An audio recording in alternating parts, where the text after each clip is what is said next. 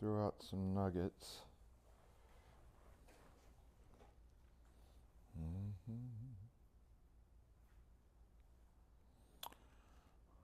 Go into my notes. I take notes.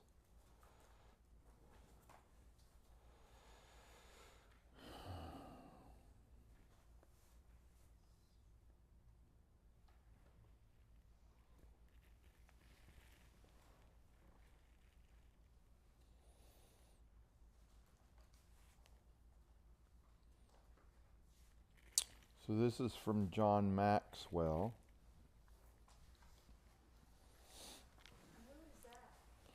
He is one of the foremost leaders, he's an expert on leadership.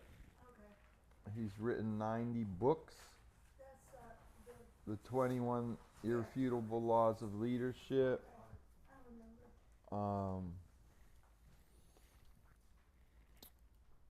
But he's written 90 books.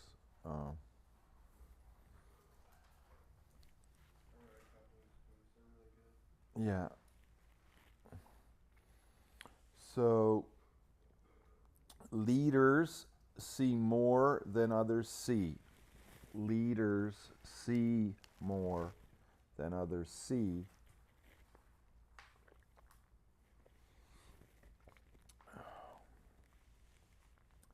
Leaders see before others see. So leaders see more than others see, and leaders see before others see. That used to frustrate me. Because I was like, why don't these people get it? Why don't these people see it? It's like I can walk into a room, I can walk into the church, I can walk into whatever space, and it's like instantly I can see things that could present as a problem. I see more crumbs.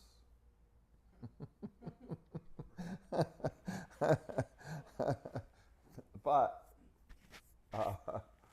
I see potential things, problems.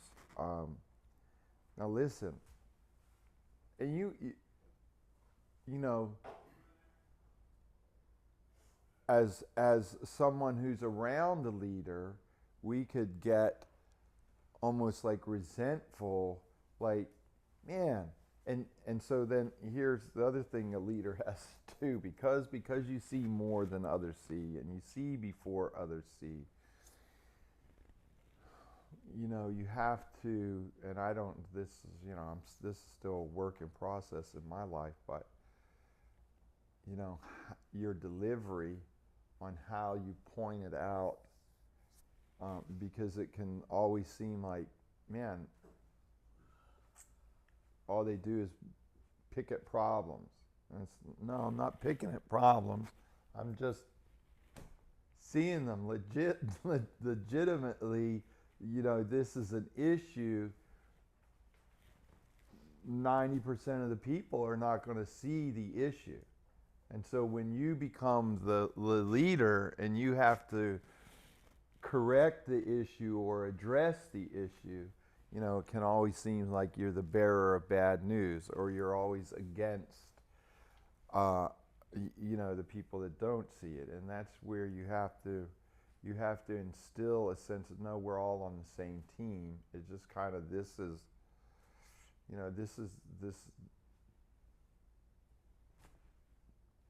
what God's called me to.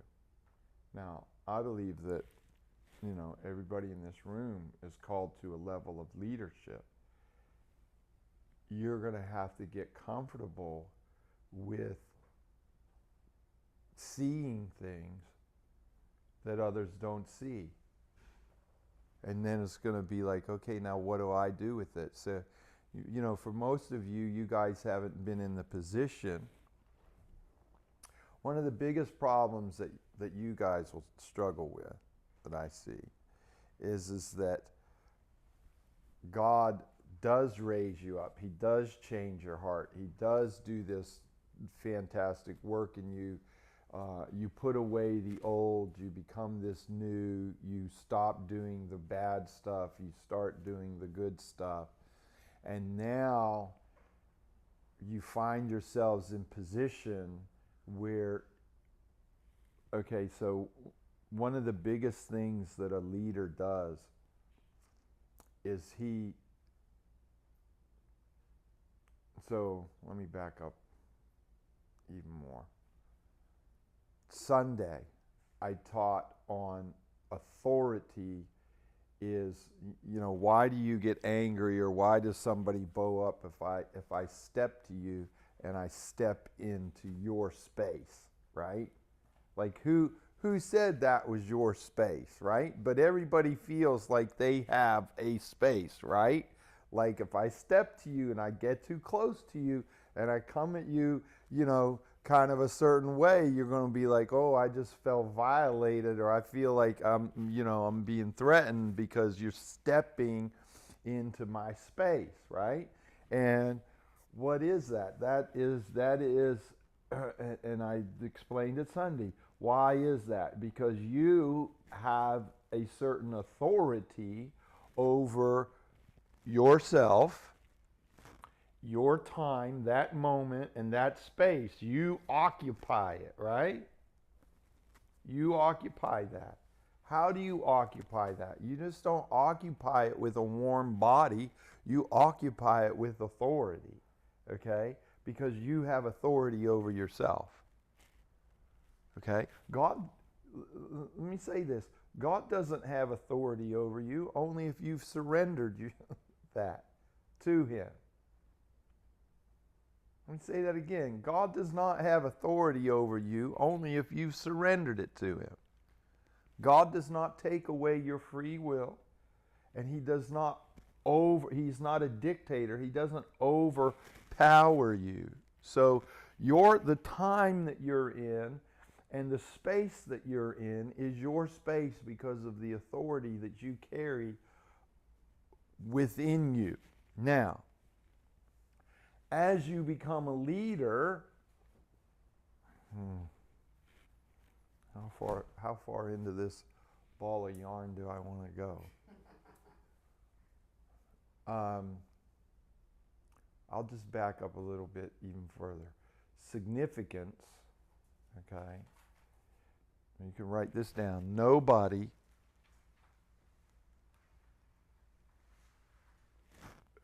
say it this way.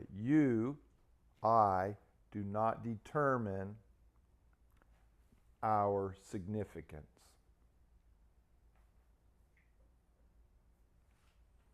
Do you have a notepad, brother? So we take notes around here.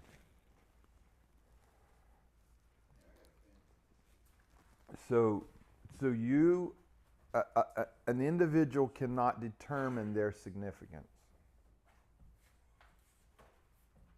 I can't stand up in this room and beat my chest and say, I'm significant. You guys determine whether the group, other people, write this down, other people determine your significance.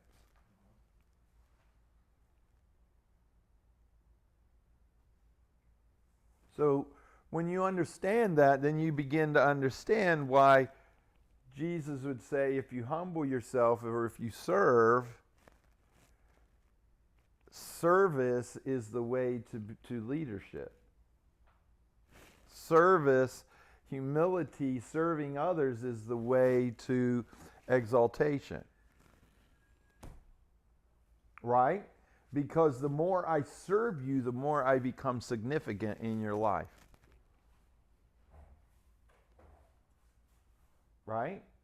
So now you say he's significant. Now if I can get Ronnie, Jordan, Erica, Aaron, RB, if I can get all y'all to say that I'm significant, then the more significant I am, the more leadership I have. Are you following? Okay? And here's the other thing. The more significant you become, and it's not that you do it for this, but it's just how it is. The more significant you become, there is a monetization of that. Let me say, there's a reward for being significant. You get rewarded for being significant to the group. Okay? The group will reward you for your significance. Significance comes through contribution.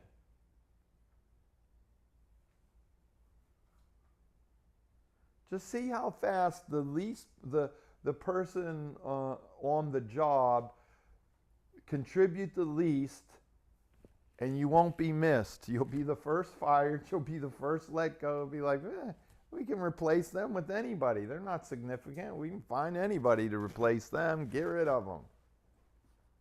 They create more headaches than they contribute. You see what I'm saying? At some point, the group determines, says, because within every group, every dynamic, you're in the group for give and take. Give and take. But if you take way more than you give, then at some point the group says, we can't continue to do this. This person is taking all the life out of the group, and it will eventually cause the group to suffer. Just understand? Then the group gets diminished. So you got to have a lot of people in the group that contribute more than they take.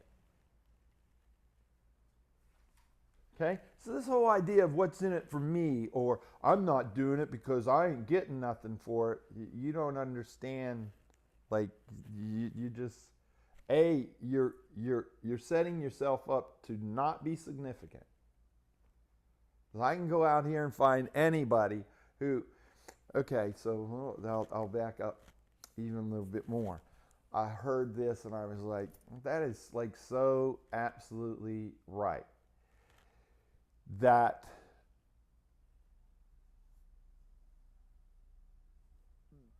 when it comes to a job, some people say, well, I'm not getting paid enough to do this, or I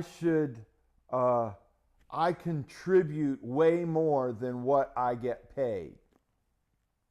Can I just tell you, that is how every job works. Like every single job. If you have that mindset, you're screwed.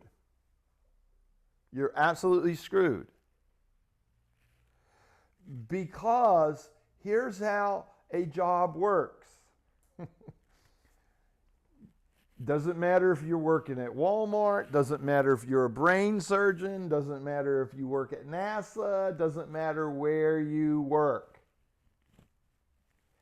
You have to give more value than what you get paid for. Did you catch that? You have to give more value than what you get paid for.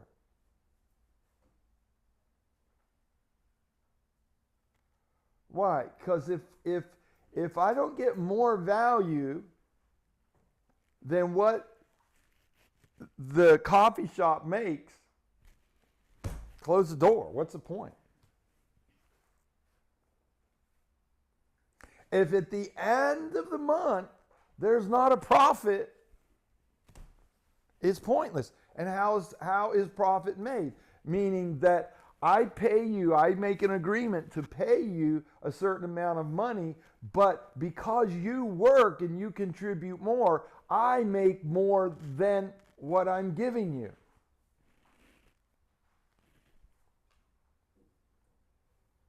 If you don't comprehend that, you will never work anywhere. Never. Why? Because it's the whole point.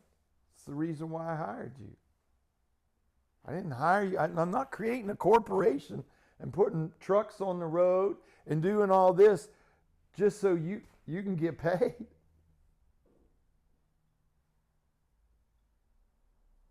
I'm doing it so I can get paid, and other things can happen, and we can build the company. And do you understand? So if at the end of the day you've only contributed the exact amount that you've put in, I'm firing you. I can't make money with you. Do you understand? Sorry, but that's how it works.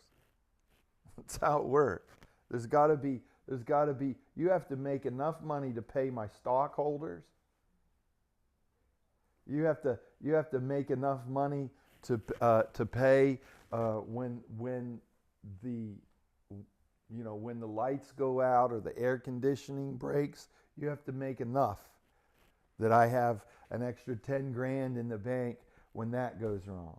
When we get a blizzard and there's no business there, you have to have worked harder the 4 weeks, 3 months before, so there's money in the bank that I can take your time that I paid you X, I can make double X.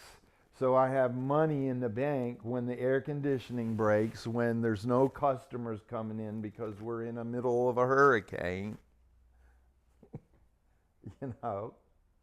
Right? It has to be there. Otherwise, what? The doors are closing. Okay? So, this is universal truth. Let me just tell you, this is universal truth. It doesn't matter if you're part of the Rotarian Club. Doesn't matter if you're a member of a church. If you are in any relationship, if you're part of a family, at some point you have to contribute to the group, to the family. And your value increases the more you contribute. When your value increases, your significance increases.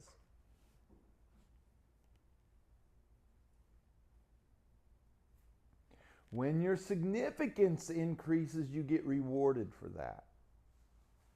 Because now it's suddenly like, oh, we got to pay this. We can't lose that. Like, I can lose that person. I can replace that person. I can replace this person. But that person right there is going to be a hard one to replace. So we better make sure that they get rewarded. They get compensated.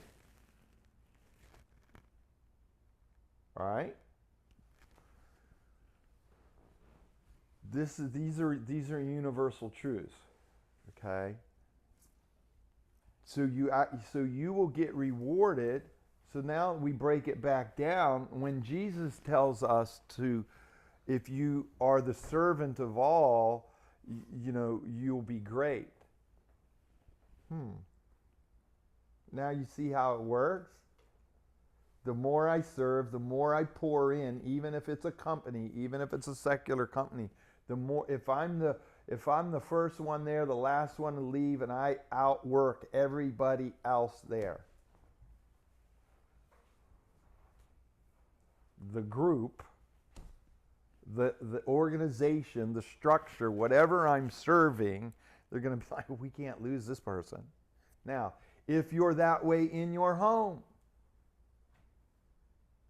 if you serve your wife and your children like that, do you think you would ever be put out?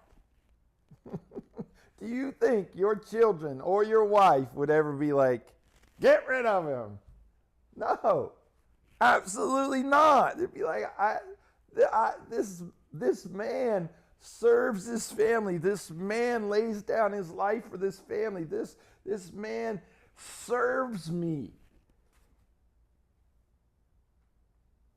You're not going to get rid of, but the man who comes in, flops himself on the couch, hey woman, where's my beer? What's blah, blah, blah. And she's got to nag you, and ride you to get you to do anything around the house because you don't say, well, I went and I worked my 40, that's it. I bring home a paycheck, don't I? No, man, your job, guess what? Your real job, that was just the thing you went to for 40 hours a day. That was nothing.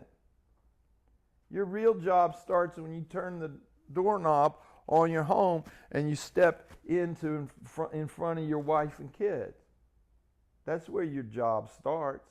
That other thing, that's just part-time.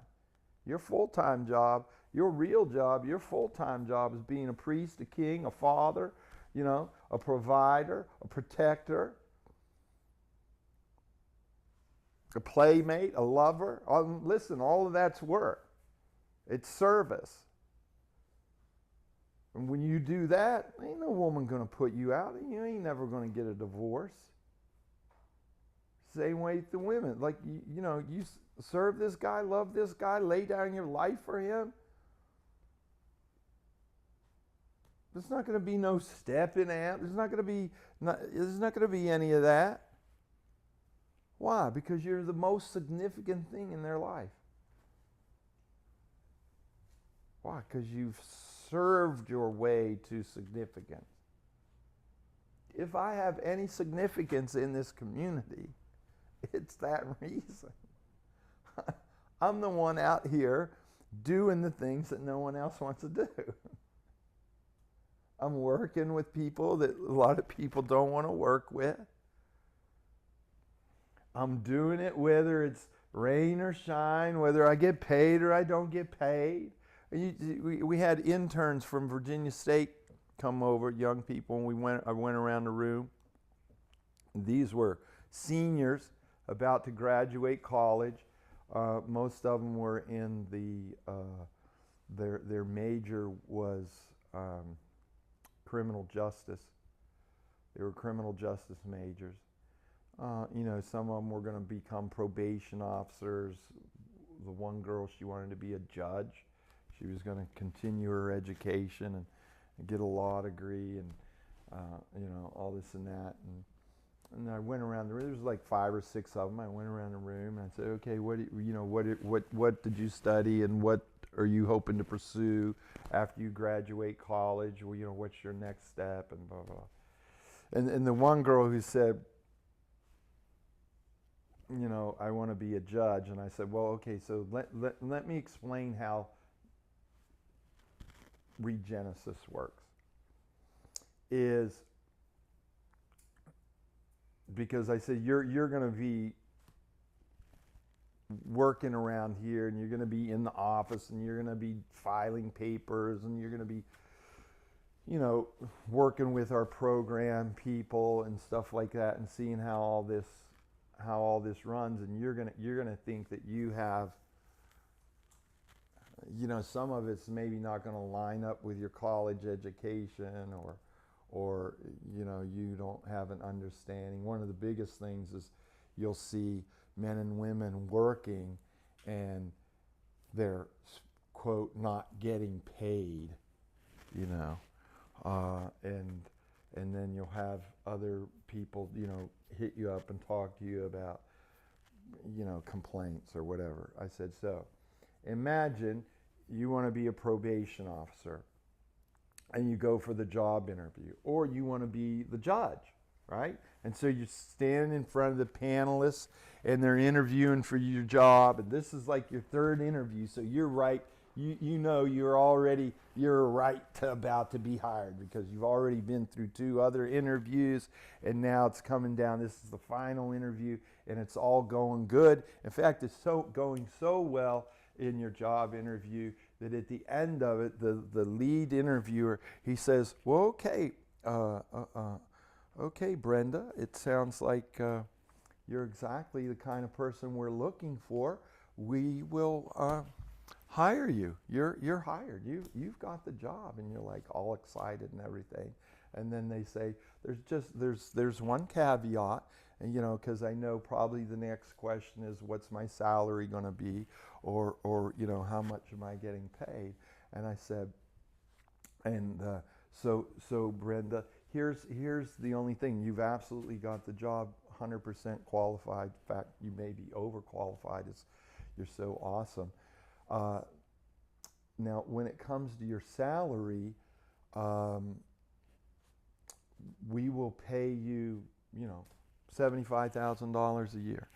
Uh, Another caveat with that is, though, you have to go raise that money. But you've got the job. You can judge, but you've got to go raise that $75,000 to pay yourself. I said that's how nonprofits work.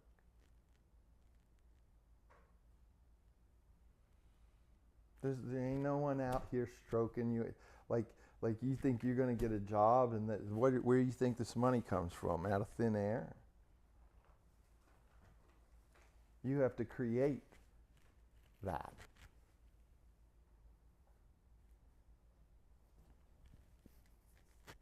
And I said, you can go out here and you're going to leave here and go out into that world, and somebody's going to say, great, you've got the job here, and then you're going to get a $4,500 check or whatever, $3,500 check every 2 weeks, in your paycheck, and that's great. And you show up every day and you work your job, and 2 weeks comes around and you get your paycheck. That's wonderful, isn't it? What happens if you don't get a paycheck? Do you show up the next day?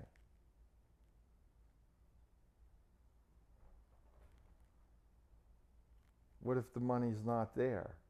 Are you going to go in and be a judge because you're called to be a judge, and that's your purpose, and that's who you are, and you love to do it, and and you're doing it for the job, you're doing it for the work, you're doing it for the purpose, you're doing it for the contribution of the community,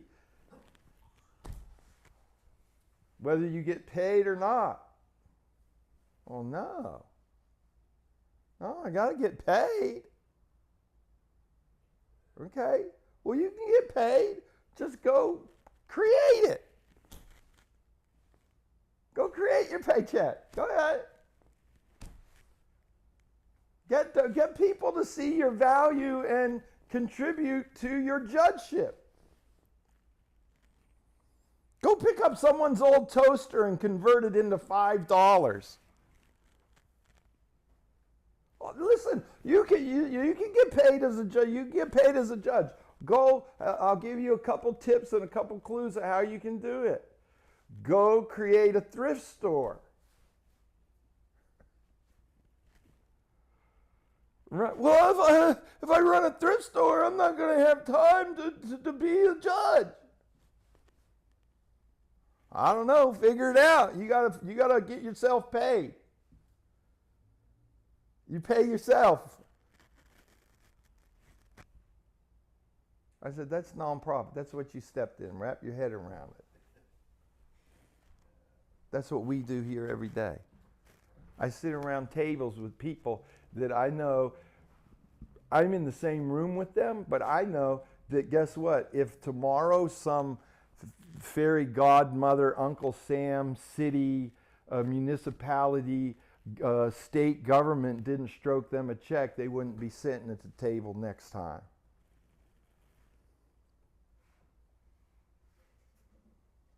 But I'll be here.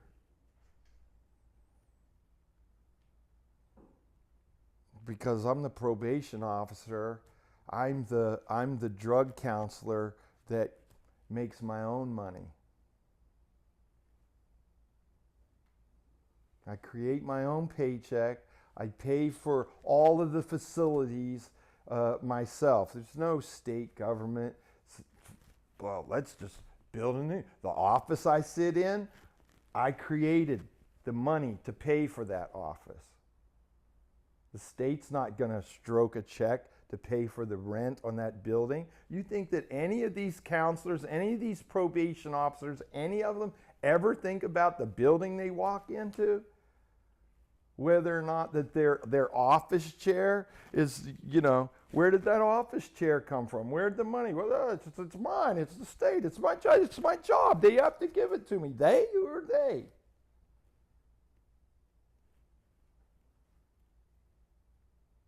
No, everything around here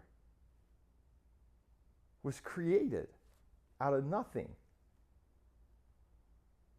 It didn't exist. Now it exists, and we get to use it. How does that happen?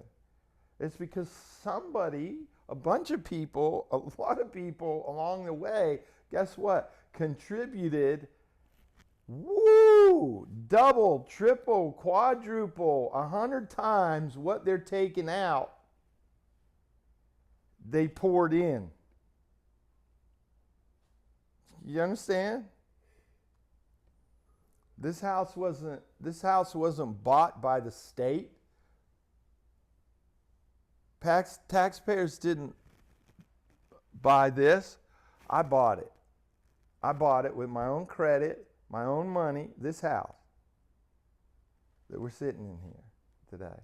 It was all in my name. Before it was ever part of Regenesis, it was Gary McReynolds. Now listen, I'm not saying that to brag. I'm teaching you something here, okay? I'm teaching you something here. I go back to, if I have any significance, it's because before I knew you, I was willing to contribute to you. I saw before and I saw more. And I was willing to lay down tens and tens and tens and tens and tens of thousands of dollars. I was willing to work for 3 years with no paycheck. And in fact, what did I do? I converted all my, I'll say wealth. I didn't have wealth. But assets, money, whatever I did have, I sold it all and contributed it to the greater good of this community. There's a lot of people that want to be a pastor. Listen, I have seen pastors come and go, and I have seen people that want to get in this space and they want to help their community. Guess what? But they won't stack and unstack chairs. I'm a pastor. I want to be a pastor. I want to be a preacher. I don't want to have to set up chairs and break down chairs and set the room up.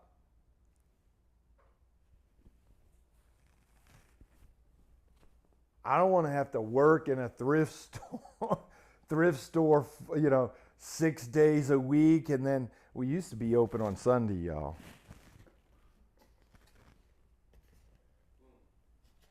Right, Mr. Jay? We were open 7 days a week.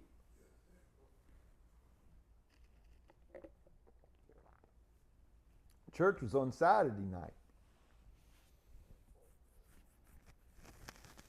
And we had bus kids ministry and everything going.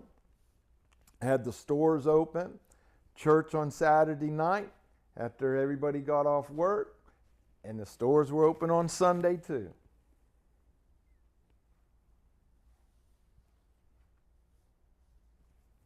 And it was my truck that was toting the drums and the sound equipment and the amps from the thrift store over to the Catholic Fellowship Hall every week.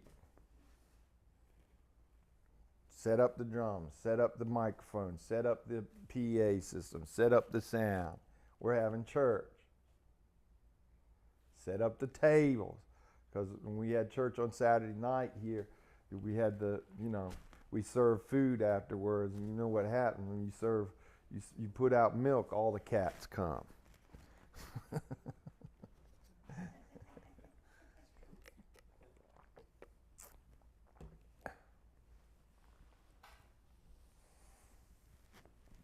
And the guys would put a stack of chairs or an amp or something in wrong. It'd slide forward in my truck and break out the back glass of my pickup truck. Just going one block, going from the thrift store literally across the street to the Catholic Fellowship Hall.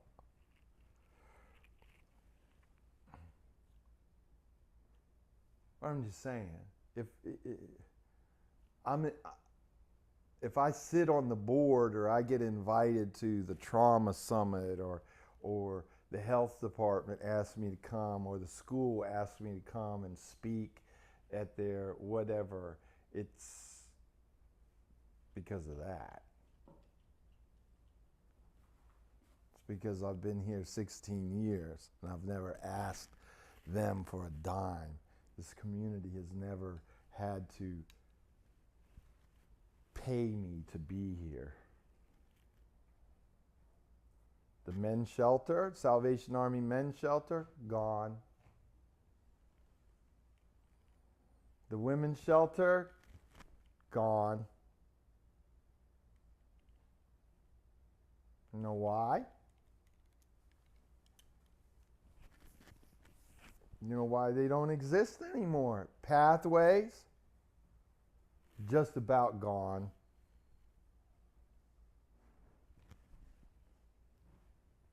They lost $1 million grant.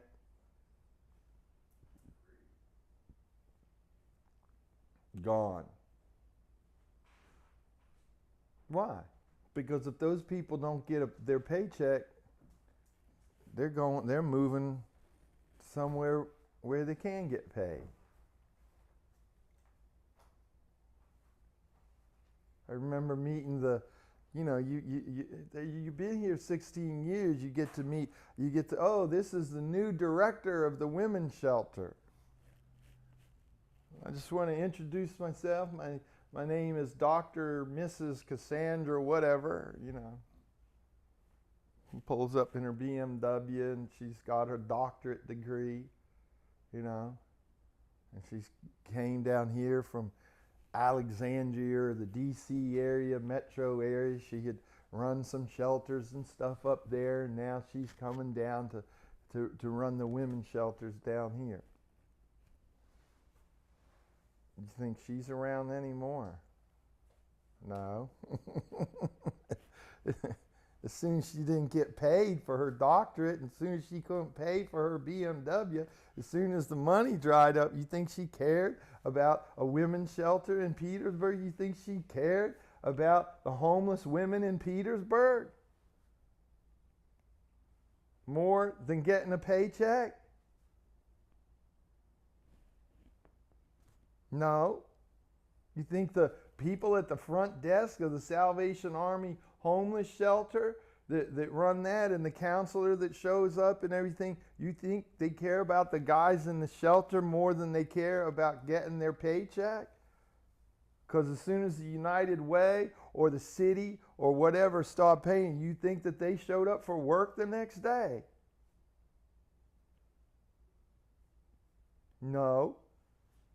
You think they cared enough to go run a thrift store, a coffee shop, and a construction crew? You think they cared enough to do that and go pull their shift as the counselor at the men's shelter? You think they were using their own vehicle and paid for their own bus to say, hey, we need to get these guys from the shelter to the concert and back and forth to church? Hey, you know what I think I'm going to do? I'm going to go out here and pull about 10 extra shifts so I can buy a van for these guys with my own money. Huh? You think that's going on? No, maybe that's why they don't exist anymore.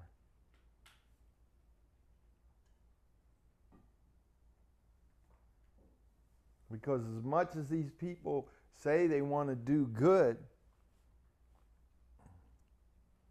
they're not doing it.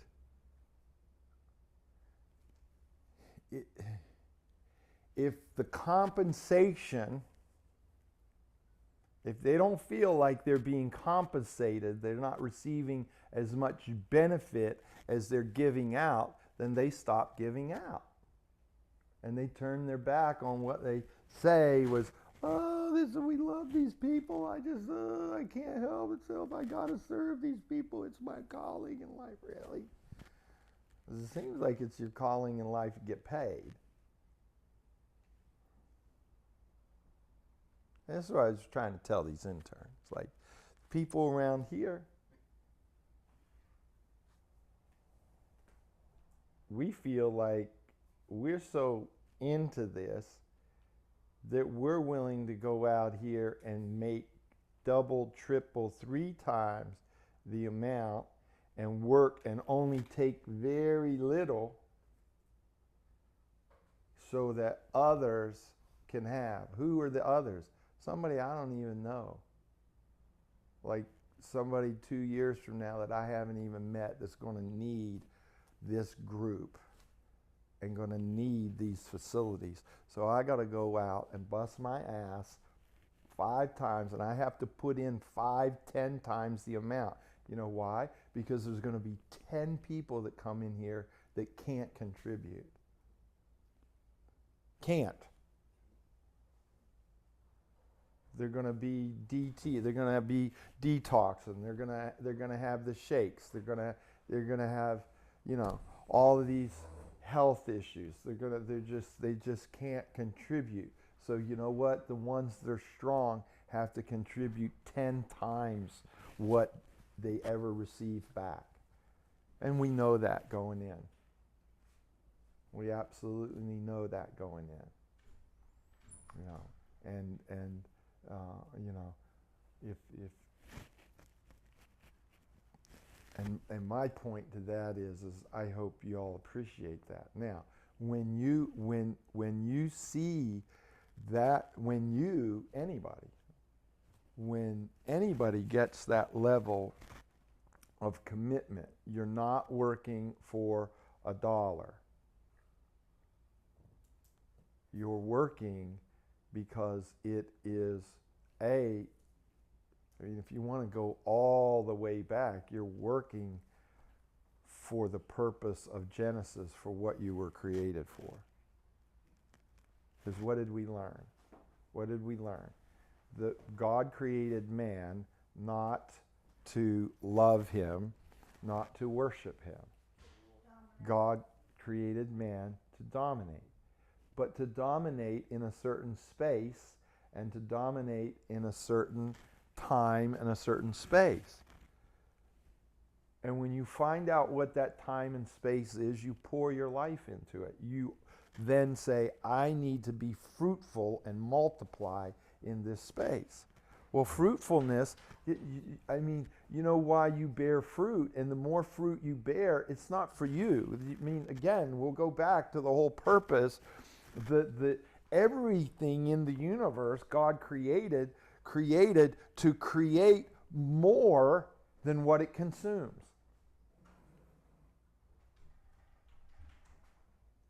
Understand, the fruit on the tree is not for the tree. It's for the next generation of fruit trees. Or it's for the birds to eat, it's for the squirrels to eat, it's for the deer to consume. Do you understand?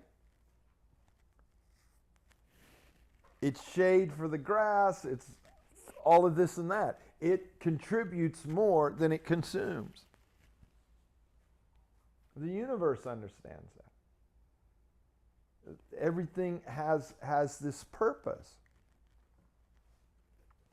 And it seems like man is the only thing that's selfish.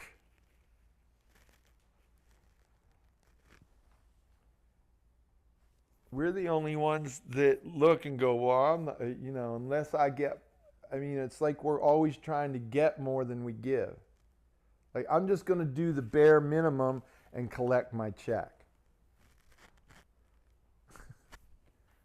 Wait a second, that's not how it works. Listen, how it works is when the group gets stronger, healthier, better, guess what? And for some, Mr. Jordan's been around to be able to see it, right? Like the staff, like we had staff, but staff, I don't know, how much did you get paid when you first came on staff, Mr. Jordan? Like $100? $42 every 2 weeks. Listen, you need to applaud that man. You need to applaud that man. And he was making more money than I was.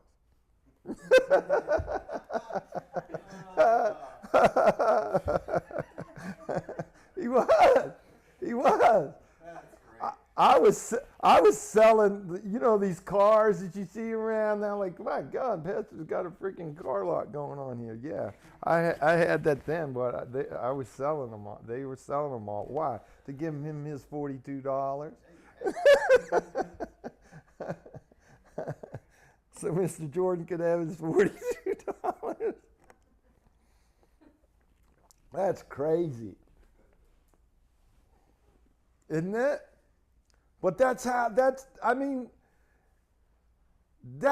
what all of the people that were here in the early days, that's what all we were doing. There was one person who for real was getting paid, and it wasn't Tracy, it wasn't me, it wasn't really even any of the top people. It was Rob Modiri, because he had a family and he needed it. He got like probably $8 an hour, the equivalent of something like $8 an hour or something like that. But there was like 10 of us that showed up every day to work. Every day. Didn't matter.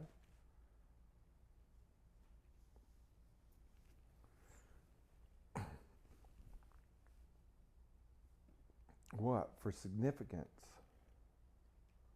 And so I'm just saying, now you go, he's driving this nice car, he has this, whatever. Yeah, absolutely. But trust me, if you pour yourself into something, it pays you back. There's a reward.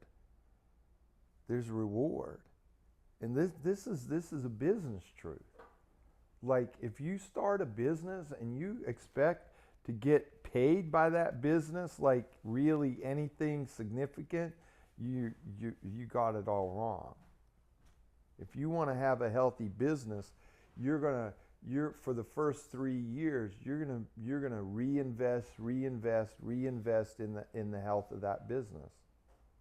Was that kind of like in Nehemiah, how everything came against Nehemiah? Mm-hmm. His workers and him stayed fast, and they still completed the wall in 52 days. Mm-hmm. What? With a sword in one hand and the hammer in the other. What does that mean? They had to do double duty. They had to be the guard and the carpenter. They had to pull guard duty and be the carpenter and be the brick mason. And again, I started out saying this with the interns because it's, the world doesn't get this. Some people in the world do. Successful people who start businesses and everything, they kind of get it, like sacrifice, sacrifice, sacrifice. Sacrifice today for the greater thing tomorrow.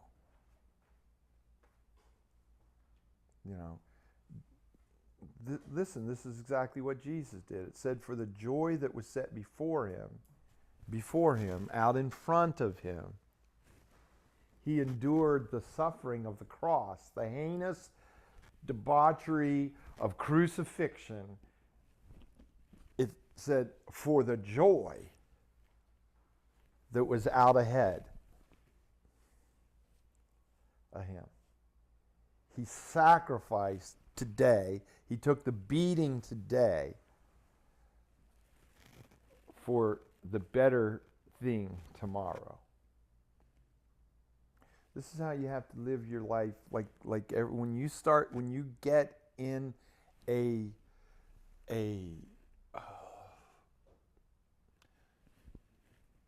when that becomes your lifestyle.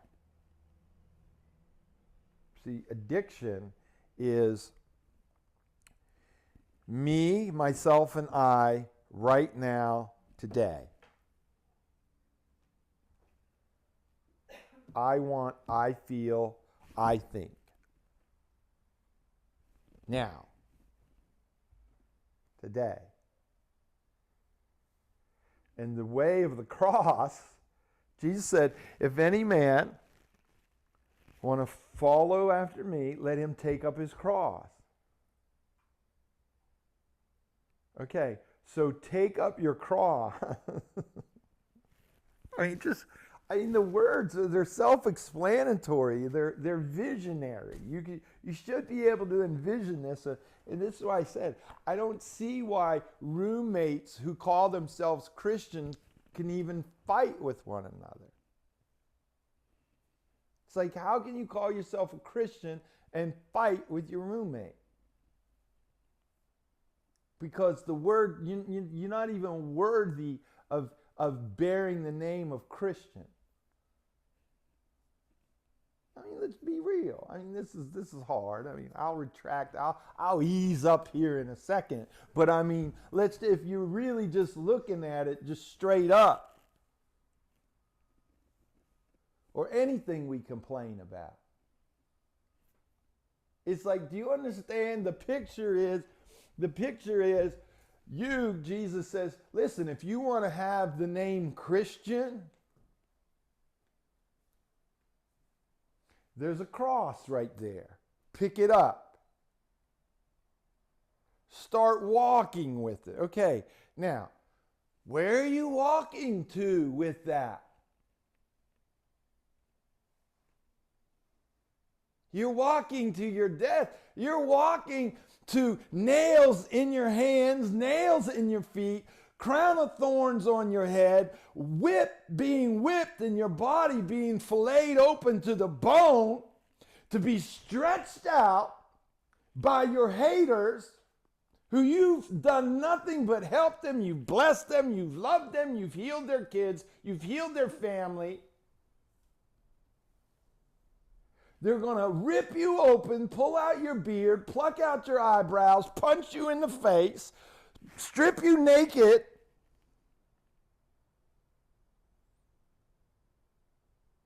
And then you're going to say, Father, forgive them. Just have mercy on them.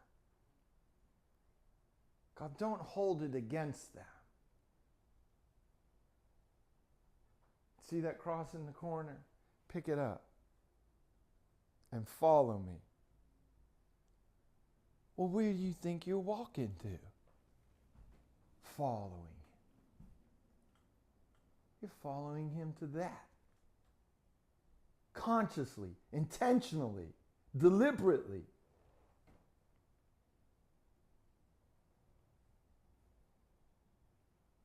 But you're upset if you get asked to do something or somebody speaks. What the freak do you think you signed up for?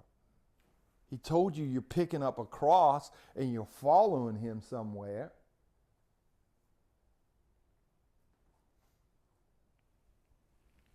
And you're going to complain that somebody burnt your toast.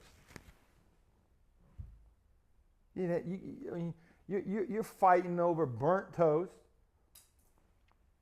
and who stays in the bathroom too long and who didn't pick up their dirty clothes, getting angry, who got more attention at this and who's got ahead of you in line. And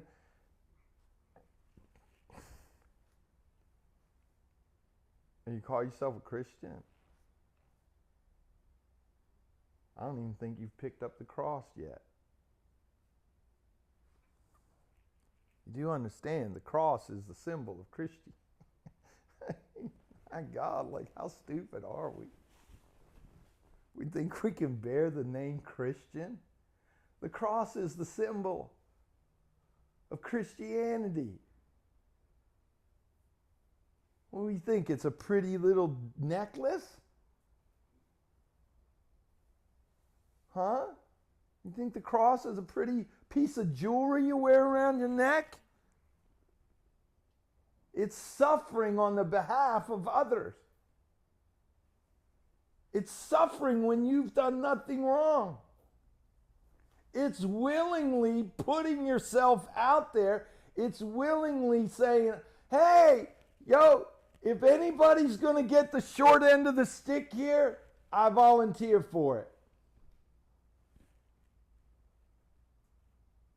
If anybody's going to take a beating in this room, I'll take the beating so Erica can have some peace and quiet and a safe place to come and lay her head down.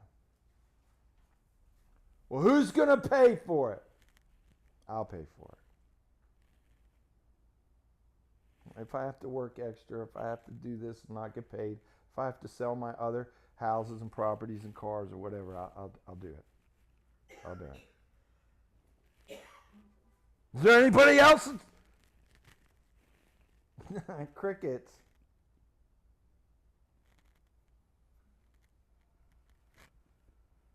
Who's gonna, do I have a volunteer? Who's gonna work with angry, drug addicted men who are detoxing, who jump out of windows at 2 a.m. and sneak all kind of things and lie to your face and pull knives on you and stuff? Who's gonna stay here, 24 hours a day, 7 days a week for $42?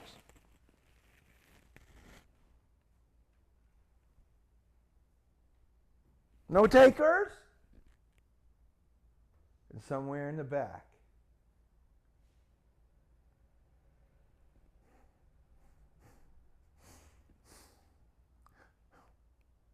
someone carried a cross.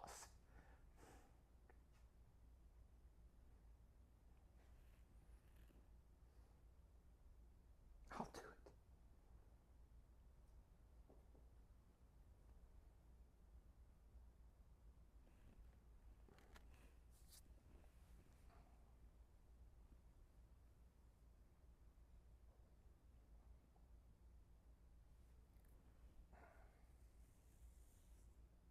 That's a Christian. That's a Christian.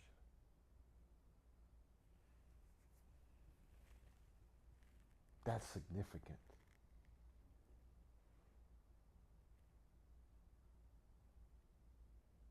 That's significant.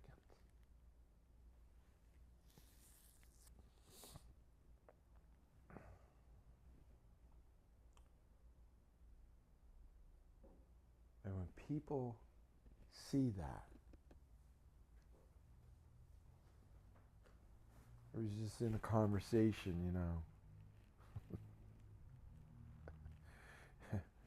Jesus was known for one thing. He was known by the lowest of the low and the highest of the high. Herod said, his blood won't be on my hands. The king, the ruler, the governor said, I'm not going to crucify him. Why? Because he's done nothing wrong. The lowest of the low knew it. The thieves on the cross said the exact same thing. He's done nothing wrong.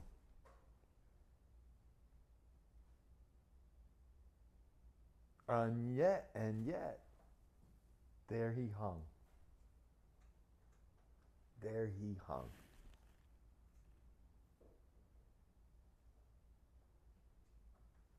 Jesus that's what he's known for.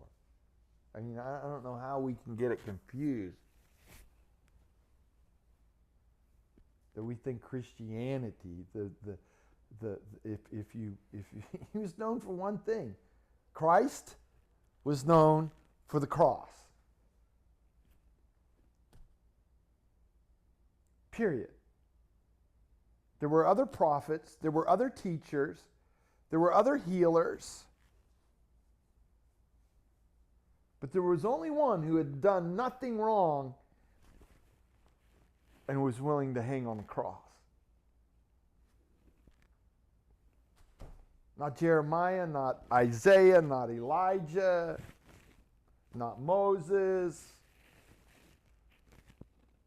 Only one. 2,000 years later, the cross and Christianity. That's our standard. But somehow, we like to think we can call ourselves Christian. and not get the shaft. The shaft. You know, talk about a shaft, a wooden stick. The shaft. Man, I'm getting the shaft. Yeah, you're a Christian. Do it with a smile.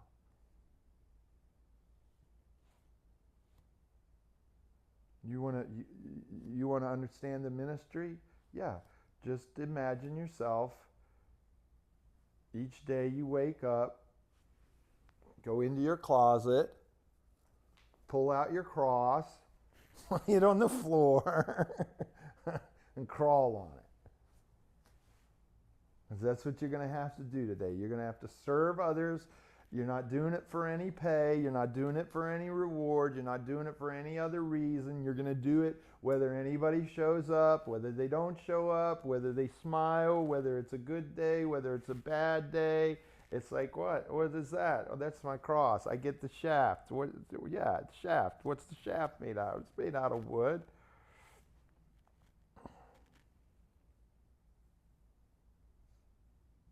I have to bend over backwards every day. I get the short end of the stick every day. Yeah, it's called ministry. The beautiful thing about it is you can actually live a lifestyle of that, of service, and still, just like Jesus, have joy, have fellowship, have a close-knit group of people, get to see miracles and wonders, and help other people that otherwise, if you weren't there, they would probably be lost. Right? You get to have conversations with the women at the well, and you get to have conversations, and you get to go over to Zacchaeus' house, and you get to see a man named blind Bartimaeus get healed, and the woman who suffered for 12 years, went to every doctor. You get to see all of that cool stuff. Who, you know, as you carry this cross,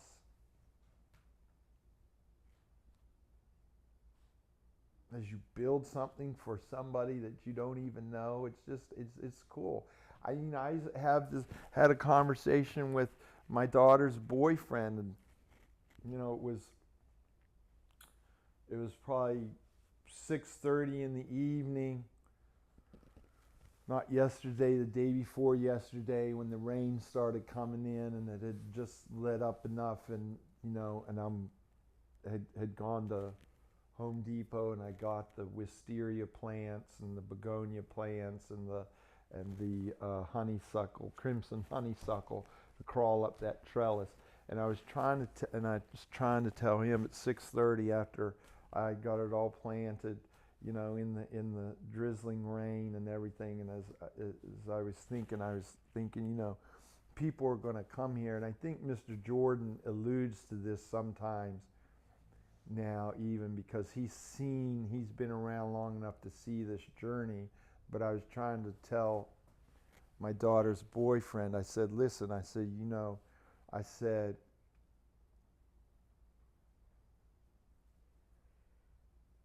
because I think he struggles sometimes with the fear of failure, or some people hit a wall and they want to say, oh, I can't, or it's too hard, or whatever. And we might say, oh, those people are lazy.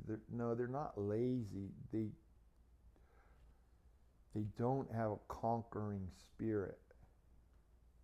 And so rather than fail, and then two, we're afraid of rejection, we're afraid of looking bad, and when we look bad, we're afraid the people in the eyes that we look bad of, or that we let down, then they will reject us. So ultimately, it's a fear of people and wanting to fit in and wanting to be accepted. And then we get high anxiety even about, should I even try this, because I don't know, I might not be good at it, and then we get anxiety. And the way we let ourselves off the hook of all of that stuff is we just don't try. We just don't try. Now we're off the hook. Now I don't have to worry about the anxiety rising within me saying, can I, can't I? I don't have to worry about if I'm going to be judged, if what I produced isn't good enough by people around me, so I don't have to suffer rejection now, and I don't have to face the fear of failure and all this and that. So you know what I just do? I just don't try. And there's just a whole lot of people in the world that just don't try. It's not because they're lazy. It's because they don't want to go through that whole process and face the possibility of another failure.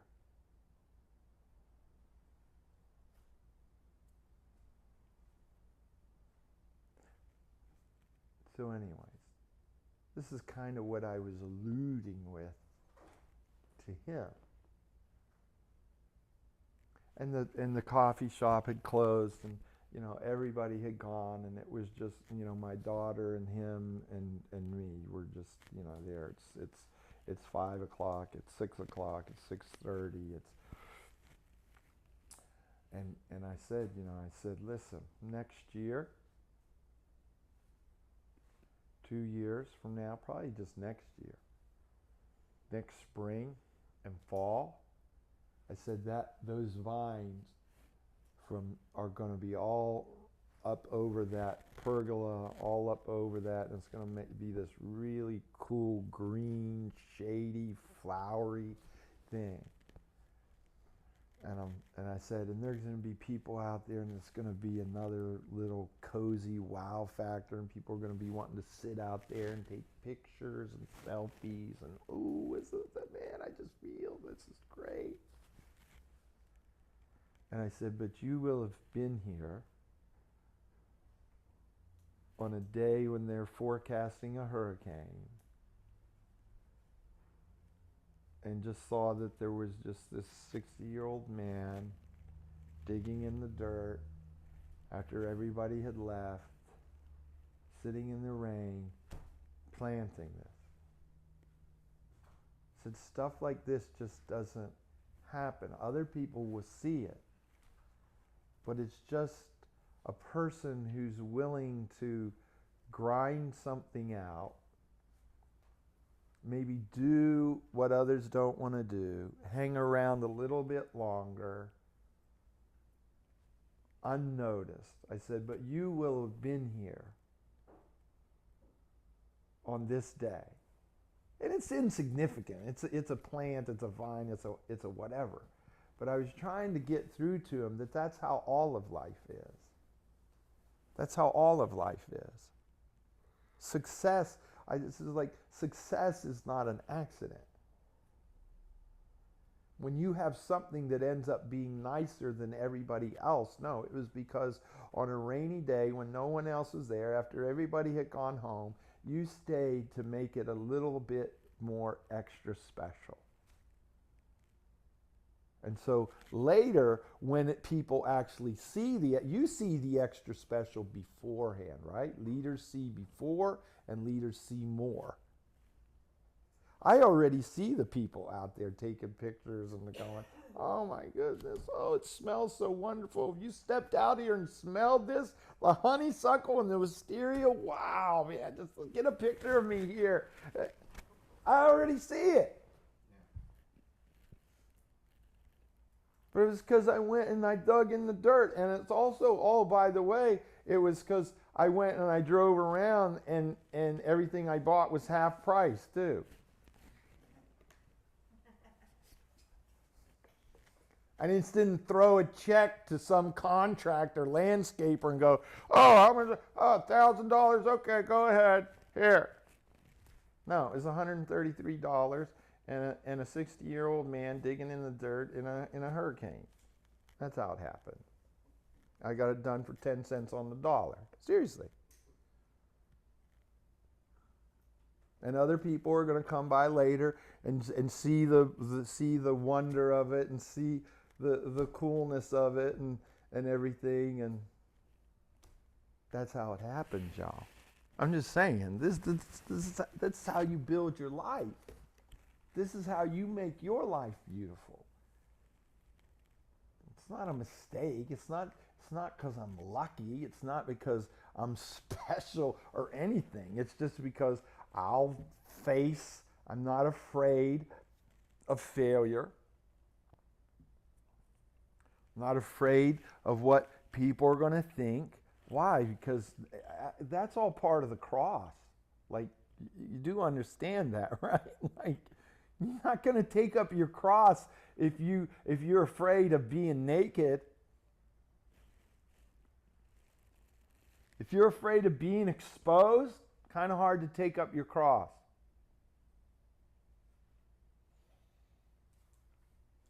Because they're going to strip you down and parade you.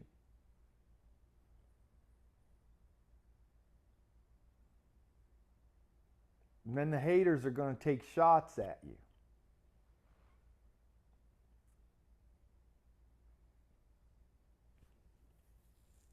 And you know what? In the end, 15 years later, after carrying your cross, guess what? You actually become something significant. now people are talking about this Jesus. What was the most significant thing he did? He allowed himself to be exposed so that he could cover the sins of others.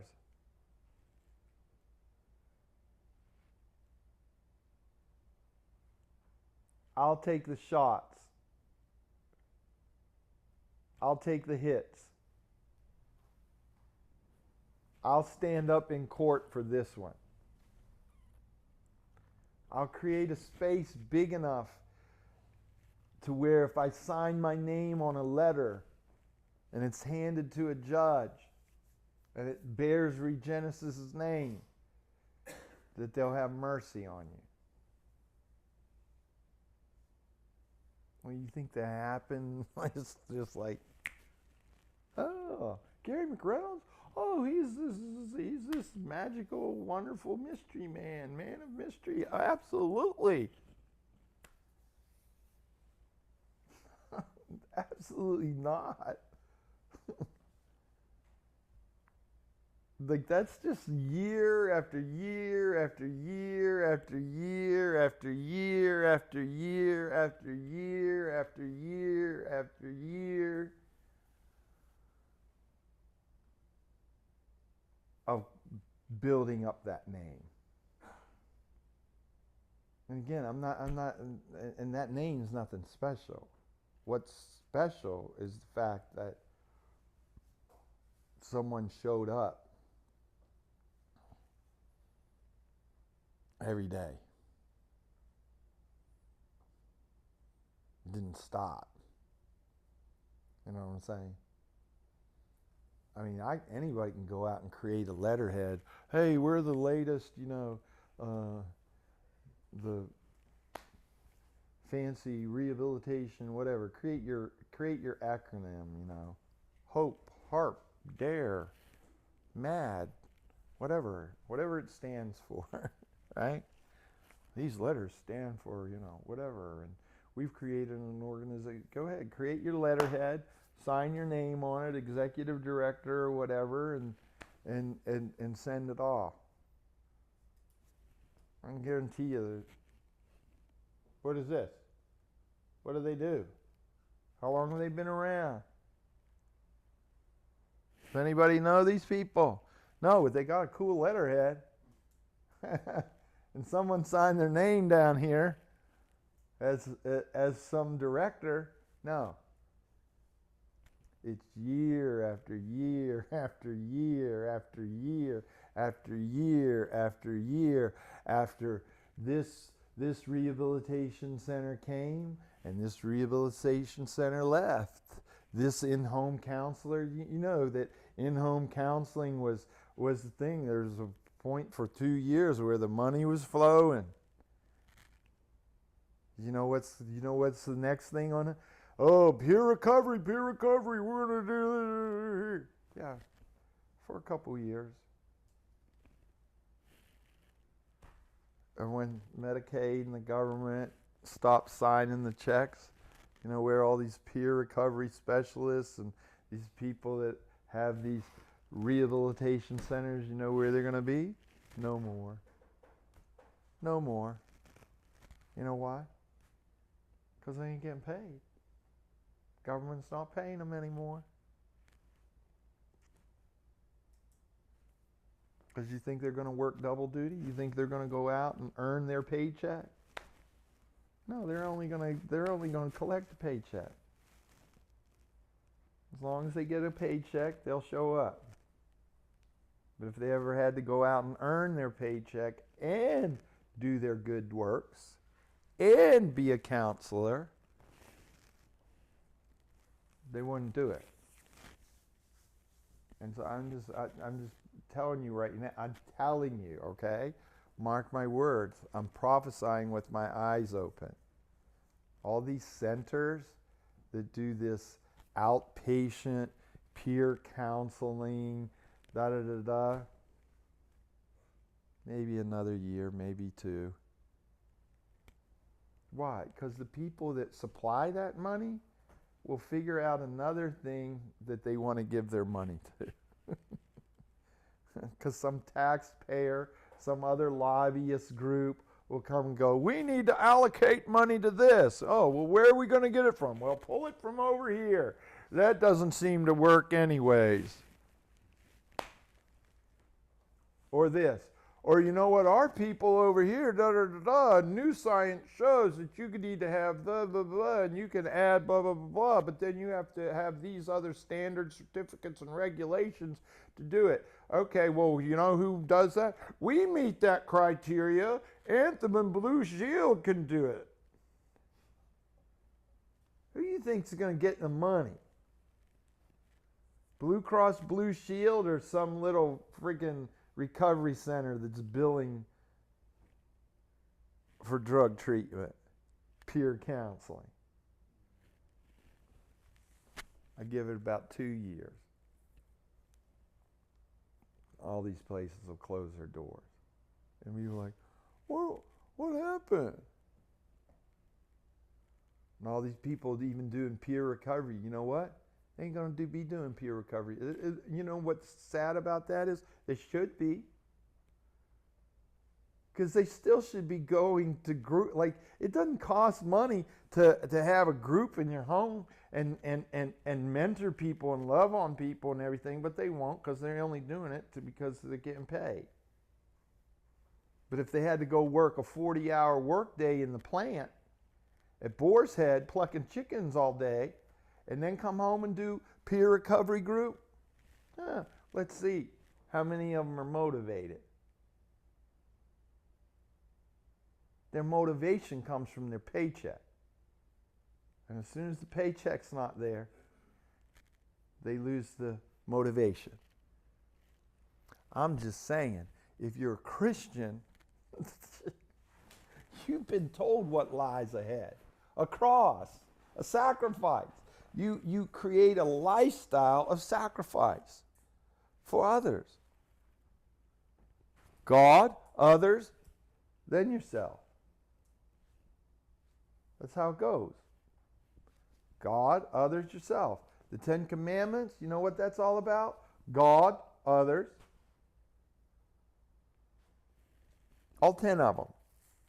There's not a single commandment in there that tells you how you should treat yourself. Right? Isn't that incredible? We don't have to be commanded on how to be nice to ourselves. But we do have to be commanded, says, love your neighbor like you would love yourself. Oh. He didn't say, hey, stop loving your neighbor and love yourself some more because you got it backwards. No, it's instinctive to preserve yourself, it's to do stuff for self. We don't have to be commanded to do that. But we do have to be commanded to stop thinking of self and start thinking of others.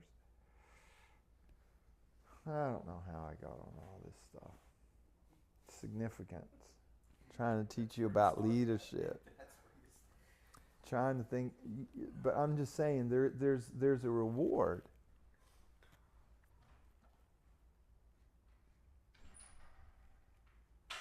Even for Christ, he's still basking in the reward. And even as I'm about to say what I'm about to say, it's a revelation. This question is a revelation to me because I've never thought of it this way until now. And you say, Pastor, what is it? Don't hold us in suspense talking about it. Tell us what it is. And it is this. If all of heaven, it says, the Bible says, all of heaven rejoices when one sinner is saved, right? And so now, right now, I just had this thought.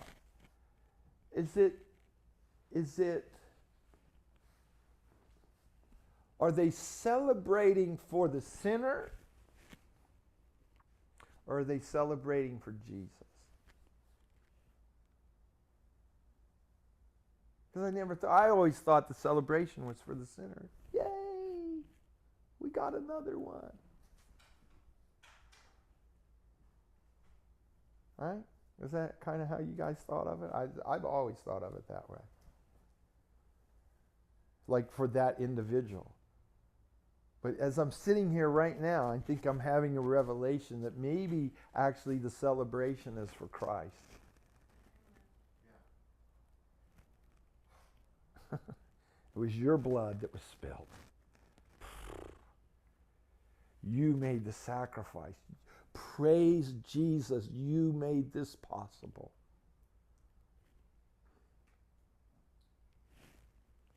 Praise Jesus. It wasn't in vain. The blood that was spilled was not in vain. Praise Jesus, praise Jesus, praise Jesus. All the praise is about Jesus and what he did because it was so absolutely incredible and he so didn't have to do it. In fact, like, we deserve no cheer whatsoever, right? He made it possible. Hallelujah, Jesus. He deserves it. Gary McReynolds, he doesn't deserve crap. But praise Jesus. So listen. That's how it is. You say, well, who would want to take up their cross? Who would want to go through that? Well, there is a joy in it. There is a joy in it. When you can be the one who you know what went into the sacrifice. You understand what I'm saying? You know what went in. That's what I was trying to tell him. Even just with a simple planting of some flowers. Right? Like, one day this is going to be a whole lot more than what you see here. And you'll be able to have a joy in your heart when you see others enjoying something that didn't exist, but you created it, you made it happen. It was your blood, your sweat, your tears, or whatever that went into it. It was your sacrifice that went into it, and now you get to see others enjoy it. So, some people like to, if you like to cook, what you like is not cooking. I would venture to say you don't like cooking. Well, maybe. Seeing people eat your food in their face. Yeah. And it's like. Yes. Right? Yeah. That you did something that other people are loving. Right? You're like, yeah, I did that. I did that for you. I made it from, like, there was nothing and now there's something and you're loving it. That's what a cook likes. It's yeah, yeah. It's I like eating good and I like good flavors and tastes, but trust me, I want to get the feedback. I want to get the feedback. When I cooked for April and Gary before I left to go to my job, Uh-huh. April texted me back And you and your value, you feel significant, you feel value, you feel worth. What? I created something for somebody else. If I didn't do that, they wouldn't have that. They wouldn't be able to be enjoying this right now. Do you understand? So understand that's life, even down to the cross, because essentially that's what Jesus did, right? Like, I'm the only one that can do this, and I'm going to get, there's going to be a continued celebration even over this. I'm going to cook up something. I'm cooking up some salvation, right? And I'm going to present it, and everybody's going to be able to come to the table. Everybody's going to be able to partake of this, and I am going to love it. Oh, I'm going to slave in the kitchen. I'm going to have to sacrifice my own money. I'm going to have to sacrifice, it's going to be, if you want to even go to communion where it says, take, eat of my flesh, drink of my blood, right? Like he was serving himself up, right? But it was like, this is going to be so hard, and it's going to cost me so much and everything like that. But man, to be able to have, Erica in the future, or April in the future, go, man, I'm on my second helping of Jesus, and it is so wonderful. Right? It doesn't get any better than that. The reward, the joy, there is a joy for contributing more than you take.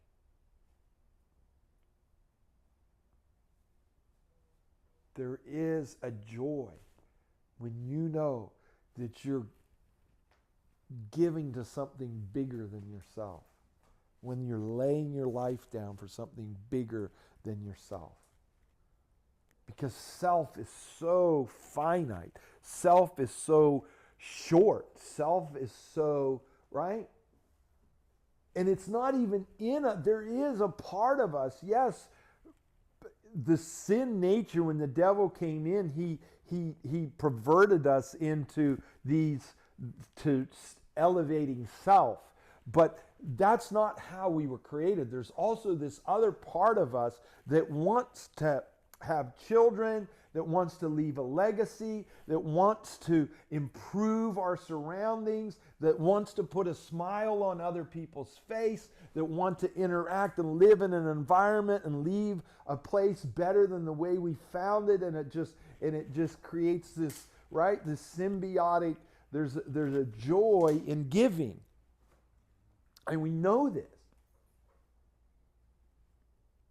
It's just that the enemy has come in, and listen, anytime we're in that, like, well, what's in it for me? Or I'm only doing what's verily expected of me, and I just did that. That's all I'm doing. I don't get paid enough. We don't get paid nothing. Yeah, I'm just saying, praise Jesus for some Mr. Jordans who would work for $42. What did you say? $42 every... Jeez, I'm embarrassed for you. You can say, what was I paying you? $42 every 2 weeks? My goodness. And he was walking around acting like his pockets were full. Let me get you a bag of Skittles. I just got paid. And he was probably buying Skittles for other people with his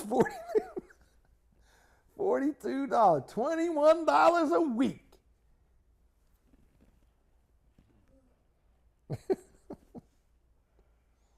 Praise Jesus. Praise Jesus. There's some people that will think of the greater good, And that's what we're called to as Christians, always, That's what Turn the Other Cheek is about, going the second mile is about. Can I just tell you, in all of that scenario, turning the other cheek and going, oh my goodness, turning the other cheek and going the second mile, those scenarios are like of people who are like actually out to harm you. And you're supposed to be able to like go, okay, sure. Here, you slapped me once. Go ahead and hit me again. Most of us won't even let someone hit us once. We're going to stop them before it even gets started. In this scenario, we let them hit us, and then we offer willingly, hit me again.